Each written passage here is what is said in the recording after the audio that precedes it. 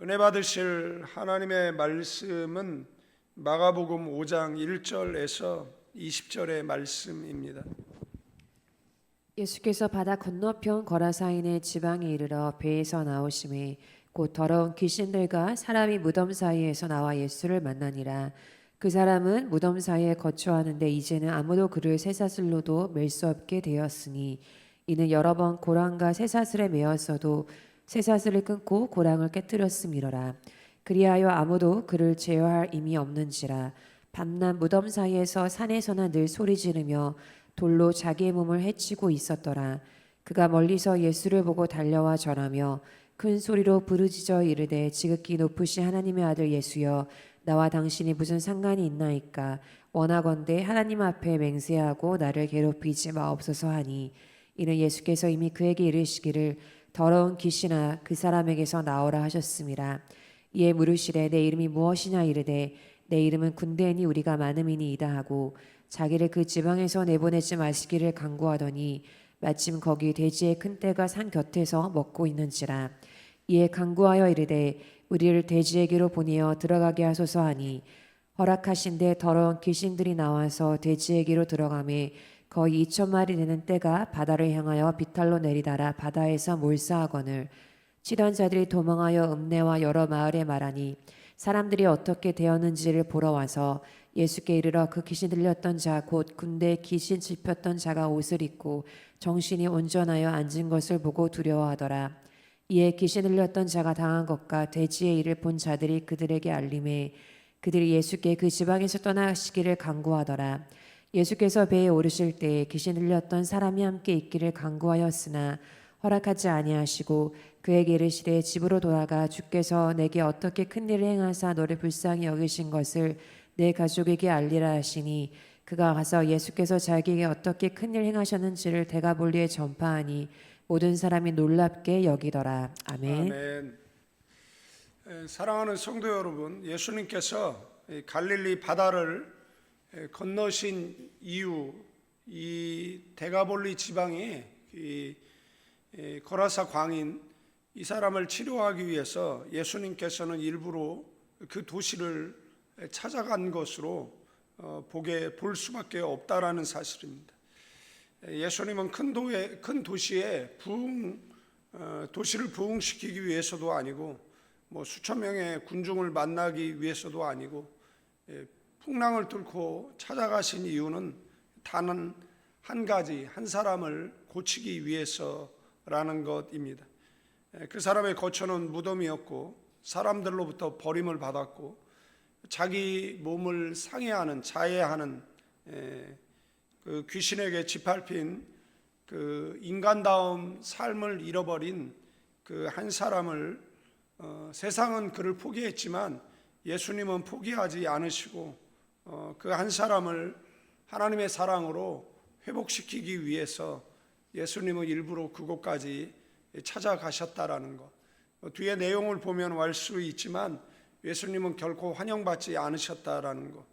그 사람을 치유했음에도 불구하고 그 마을에서 나가 주시기를 사람들이 요구했다라는 것을 우리는 보게 되어집니다. 이 데가볼리라고 할 때 이 데가가 10이라는 숫자고 볼리는 마을이기 때문에 아마 10개의 마을 정도 규모의 크기의 도시라고 볼 수가 있어요. 구체적으로 살펴보면 이 거라사 지방은 유대인의 지방이 아니라 그 이방인이 사는 그 지역이었어요. 유대인들은 돼지고기를 먹지 않습니다. 돼지를 키우고 있었던 것을 보면 그 지역은 율법을 따르지 않는 지역이라는 것 또한 알 수 있어요. 그곳에 온 마을이 알고 있는 그 한 사람이 있습니다. 그 사람은 무덤에 살았고 그 사람을 억제하기 위해서 쇠사슬 고랑으로 묶어 두었던, 그러나 그 쇠사슬을 끊고 밤낮 소리치고 자기 몸을 돌로 상하게 하는 가족도 친구도 마을 사람도 그를 포기할 수밖에 없었던 인간의 그런 어떤 방법들은 다 실패했음을 알 수가 있습니다. 쇠사슬로도 억제가 안 되고 교육으로도 경험으로도 사람의 힘으로 해결을 하지 못하는 한 사람이었다라는 것. 이 문제는 그 단순한 육체적 문제가 아니라 영적인 문제였습니다. 정신이 이상한 것은 우리가 표현할 때 채널이 이렇게 잘못된 것이잖아요. 그래서 이걸 바로 잡으면 되는데, 이제 귀신 들린 것은 영적인 존재가 그 속에 들어온 것이기 때문에 이것을 내쫓아야 이제 정상이 되어지는 것입니다. 그래서 정신적인 문제냐 아니면 영적인 문제냐, 이것을 바로 진단해서 이제 바로 치료해야 되는데, 귀신 들린 사람을 정신병원에 입원시키고, 그리고 정신병을 앓고 있는 사람을 축사한다라고 생각을 해보십시오. 그러면 없었던 문제까지 야기되어질 수 있다라는 것. 성경은 이 말씀을 통해서 그 인간의 한계를 보여준다라는 것. 우리도 마찬가지입니다. 돈으로도 해결되어지지 않는 문제가 있고, 병원으로도 해결되어지지 않는 문제가 있습니다. 상담으로도 해결되어지지 않는 그러한 문제들이 있습니다. 죄의 문제가 그렇고, 상처의 문제가 그렇고, 중독의 문제가 그렇습니다. 영혼의 문제는 오직 예수님만이 해결할 수 있다라는 것.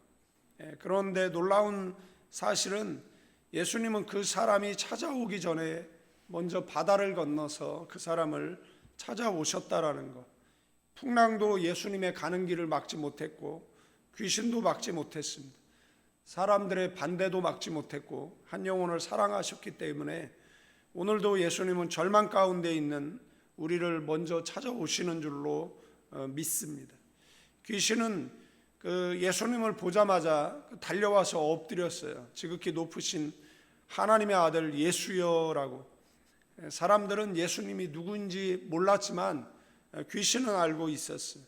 왜 알고 있었습니까? 바로 예수님의 권세를 알았기 때문에.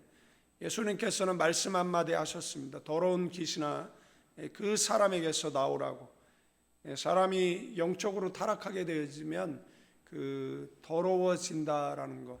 그래서 옛날에 기도원에 가보면 특이한 그런 냄새들이 있었습니다. 송장 썩는 내와 같은 냄새들. 그 귀신 들린 사람들에게 그 나는 그런 전형적인 그러한 냄새들이 있었어요.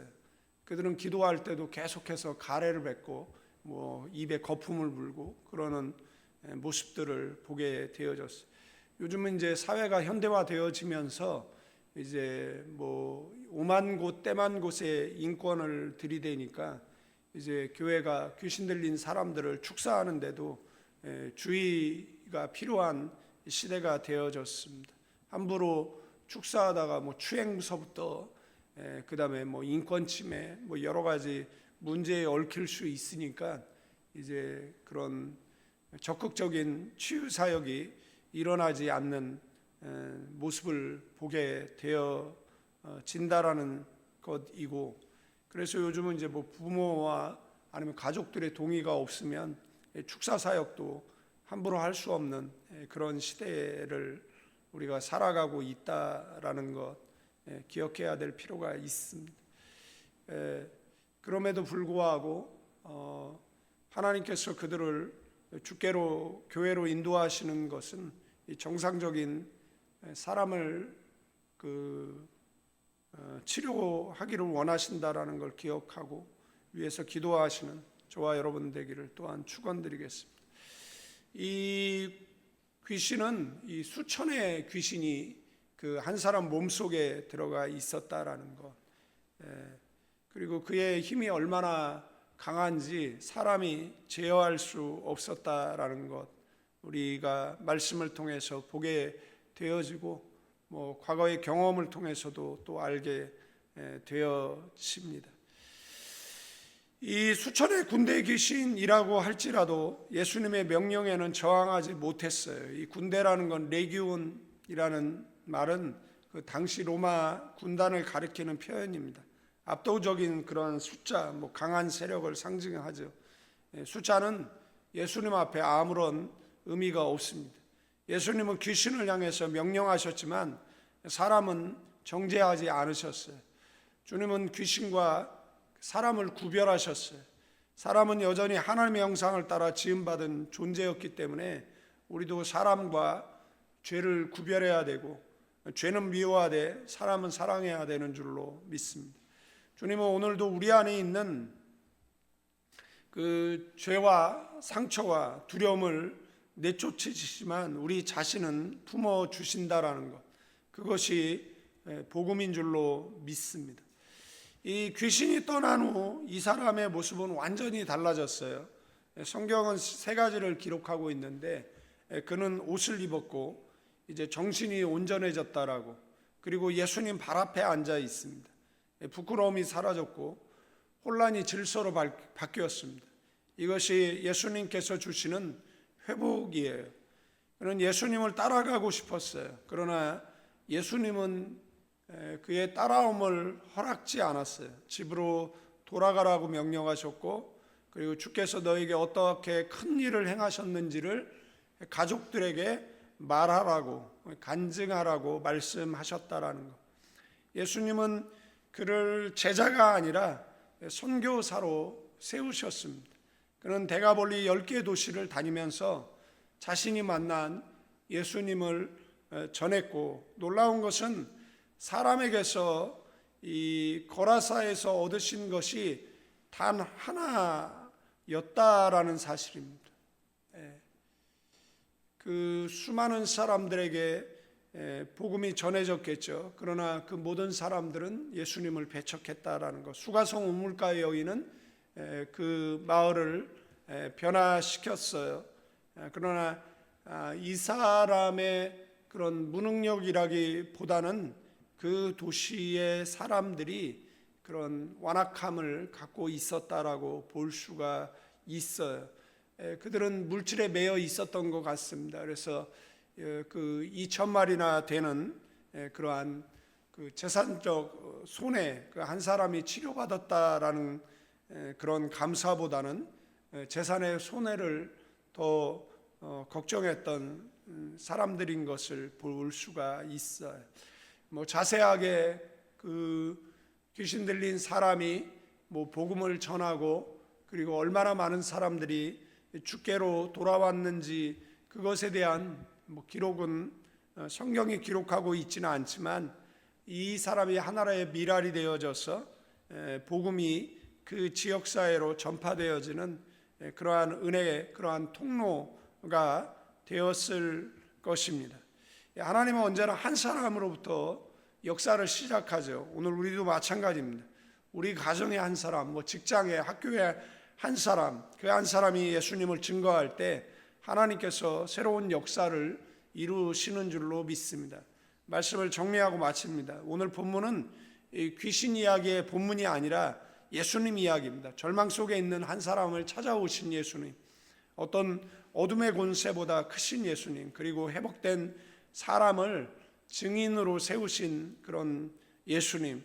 혹시 오늘 무덤과 같은 삶을 살고 있지는 않는지, 아무도 해결하지 못하는 문제를 안고 있지는 않는지, 예수님께서 지금도 우리를 찾아오신다라는 것, 그리고 말씀하시기를 더러운 귀신아 그 사람에게서 나오라고, 주님은 지금도 우리를 회복시키는 분이다라는 것.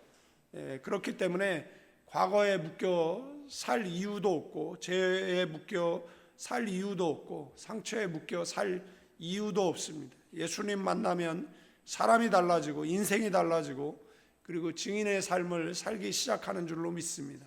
오늘도 우리 모두가 주님을 만나 회복되고 회복을 넘어 복음을 전하는 증인의 삶을 살아가는 모든 성도 되기를 주님의 이름으로 축원드리겠습니다.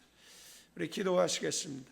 이제는 우리 주 예수 그리스도의 은혜와 우리 아버지 하나님의 극진하신 사랑, 성령님의 감동, 교통, 충만, 축복하심이 이 새벽에 기도하는 믿음의 사람들, 가나안 교회와 조국 대한민국 위에 이제로부터 영원까지 함께 계실지어다.